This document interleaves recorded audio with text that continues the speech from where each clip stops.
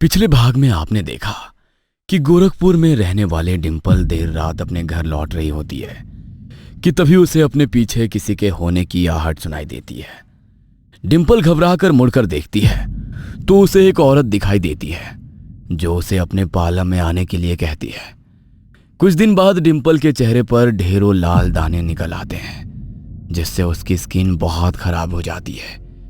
अपने स्किन का ट्रीटमेंट कराने के लिए डिंपल उस महिला के पार्लर में पहुंच जाती है, लेकिन अब उसे कुछ अजीबोगरीब सा अनुभव हो रहा था।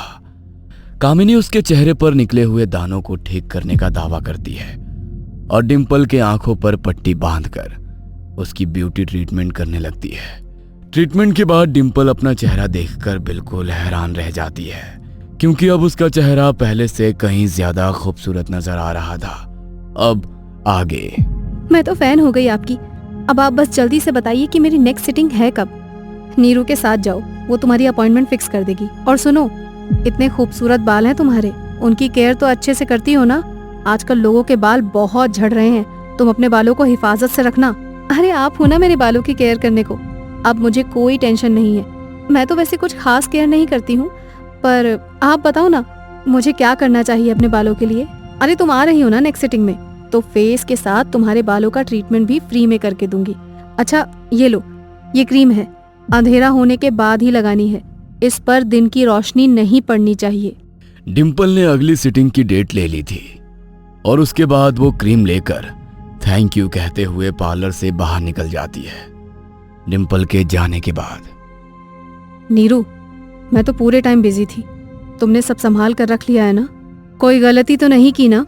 गलती का अंजाम तो तुम जानती ही हो। नहीं, मैंने कोई गलती नहीं की। मुझे पता है हमारे काम में गलती के लिए कोई गुंजाइश नहीं है। कामिनी ब्यूटी पार्लर की घटनाओं को समझने के लिए कहानी को अंत तक देखना ना भूलें। ब्यूटी ट्रीटमेंट करवाने के बाद डिंपल अपने घर लौट आई थी।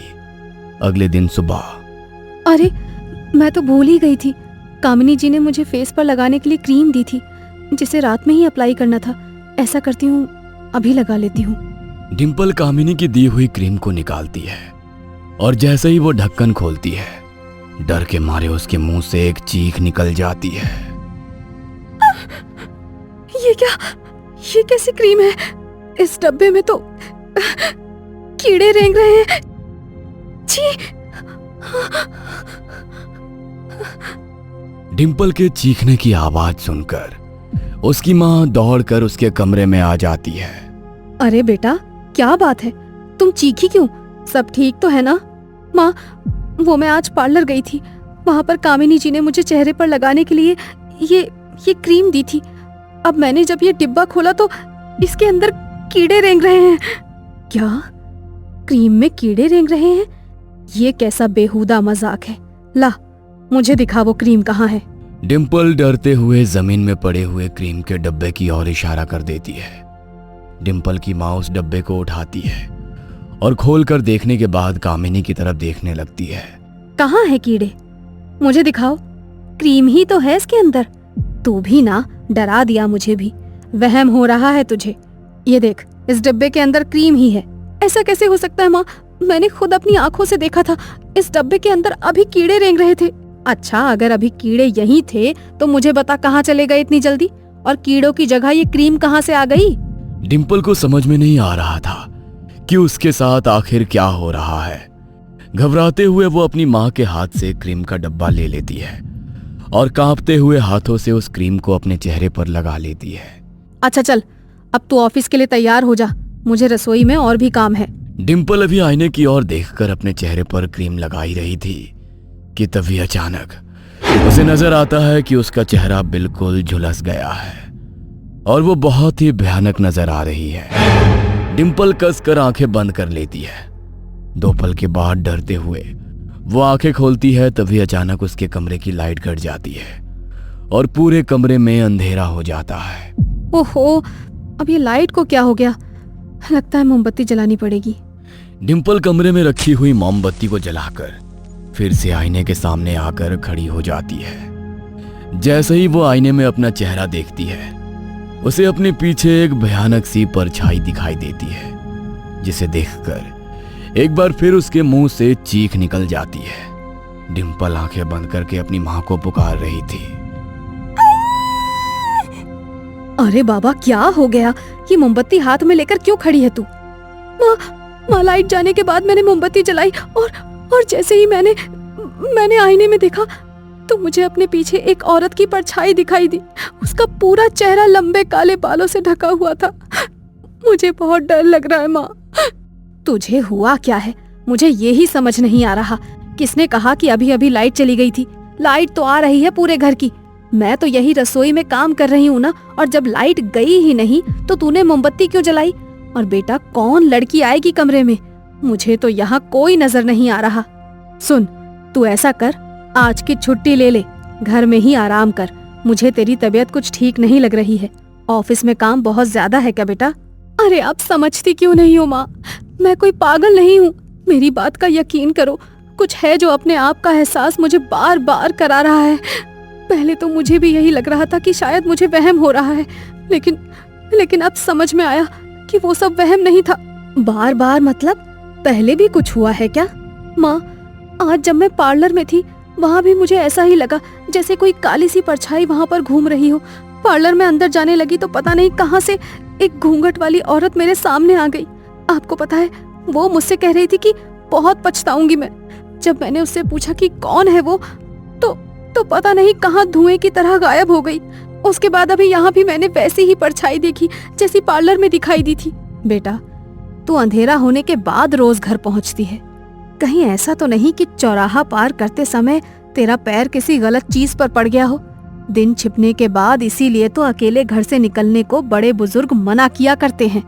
मुझे नहीं पता माँ, मेरे साथ क्या हो रहा है, क्यों हो रहा है। बस मुझे इन सब चीजों से बचा लीजिए, वरना मैं पागल हो जाऊंगी। अच्छा सुन, तू चिंता मत कर। मैं अभी तेरी चाची से फोन करके कुछ उपाय पूछती हूँ। वो गांव में रहती है ना, कुछ न कुछ टोटका जानती ही होंगी। हेलो शांति, सुन, एक बात करनी थी। डिम्पल बिटिया जाने क्यों बार बार डर जा रही है। हमें लगता है कहीं चौराहे पर पांव आया है उसका, इसीलिए डर गई है। तू पता लगाना, कोई है जो झाड़ना जानता हो। हाँ ठीक है, हम पता लगाते हैं, कुछ देर बाद आपको फोन करते हैं। जीजी, हमने पता लगवाया है। बड़े महाराज जी तो एक सप्ताह तक गांव में हैं ही नहीं, हरिद्वार गए हैं। एक बार वो लौट आए फिर मैं उन्हें सारी समस्या बताकर समाधान पूछती हूँ। तब तक आप जरा ध्यान रखो बिटिया का। जवान लड़की है, हमारा तो जी घबरा रहा है। चाची ने फोन रख दिया था। डिम्पल के मन में डर बैठा हुआ था। छोटी से छोटी आहट पर अब उसका दिल धक से हो जाता था। लेकिन वो हौसला हारने वालों में से नहीं थी। नाश्ता करने के बाद माँ, बार बार वो परछाई आंखों के सामने दिखाई देती है। क्या सच है क्या वहम है, कुछ समझ नहीं आ रहा। मैं ऐसा करती हूँ, थोड़ी देर आराम कर लेती हूँ। डिम्पल सोने के लिए अपने कमरे में चली जाती है। कुछ देर के बाद किसी औरत के सिसक के रोने की आवाज सुनकर डिम्पल की नींद टूट जाती है। अरे ये रोने की आवाज कहाँ से आ रही है? कौन है? कौन है यहाँ? ये लाइट को क्या हो गया? इतना अंधेरा क्यों है? डिम्पल कैंडल जलाकर उस औरत को ढूंढने लगती है। तभी उसे वही सफेद साड़ी वाली औरत घूंघट ओढ़े हुए उसके कमरे के आईने के सामने कुर्सी पर बैठी हुई नजर आती है। कौन हो तुम? यहाँ कैसे आ गई? रो क्यों रही हो? जवाब दो, कौन हो तुम? माँ, माँ, जल्दी आइए। डिम्पल के बार बार पूछने पर वो औरत अपना रोना बंद कर देती है और कुर्सी से उठकर खड़ी हो जाती है। डिम्पल धीमे कदमों से उस औरत की ओर बढ़ रही थी। एकाएक वो उस घूंघट वाली महिला का घूंघट उठा देती है। घूंघट के पीछे जो चेहरा नजर आता है उसे देखकर तो डिम्पल के पैरों तले जमीन ही खिसक जाती है। ये क्या है? कौन हो तुम? कौन हो? घूंघट के अंदर एक महिला थी जिसका शरीर तो जवान था, लेकिन चेहरा मानो 100 साल की बुढ़िया की तरह झुर्रीदार और बदसूरत नजर आ रहा था। क्या चाहती हो मुझसे? कौन हो तुम? ये चेहरा तुम्हारा ऐसा क्यों है? डिम्पल के इतना पूछने पर वो औरत उसकी ओर इशारा करने लगती है। भाग जाओ, चली जाओ, ध्यान से देखो, ये तुम्हारा ही चेहरा है। खुद को भी नहीं पहचान पा रही हो? नहीं नहीं, ये नहीं हो सकता, मुझे वहम हो रहा है, ये सब कुछ झूठ है। माँ, माँ कहाँ रह गई तुम? सामने खड़ी औरत धीरे धीरे डिंपल के नजदीक आने लगी थी, जिसे देखकर डिंपल की सांसें अटक रही थी। अचानक वो औरत डिंपल का हाथ पकड़ लेती है और उसे खींचने लगती है। तभी डिंपल की नींद टूट जाती है और वो सामने देखती है कि उसकी माँ उसके चेहरे पर पानी के छींटे मार रही है। बेटा क्या हुआ? कोई बुरा सपना देख रही है क्या? तू नींद में माँ माँ चिल्ला रही थी क्या? ये सब सपना था? माँ वो अभी यही थी, इसी आईने के सामने बैठी रो रही थी। और आपको पता है उस घूंघट के पीछे कौन था? वो मैं थी माँ। मेरा चेहरा बिल्कुल डरावना और बदसूरत नजर आ रहा था। फिर उसने मुझे हाथ पकड़कर अपनी ओर खींचा और तभी मेरी नींद टूट गई। डिंपल अपना हाथ माँ के सामने करती है तो उसका हाथ देखकर माँ के भी होश उड़ जाते हैं। डिंपल के हाथों पर उंगलियों का लाल निशान बना हुआ था।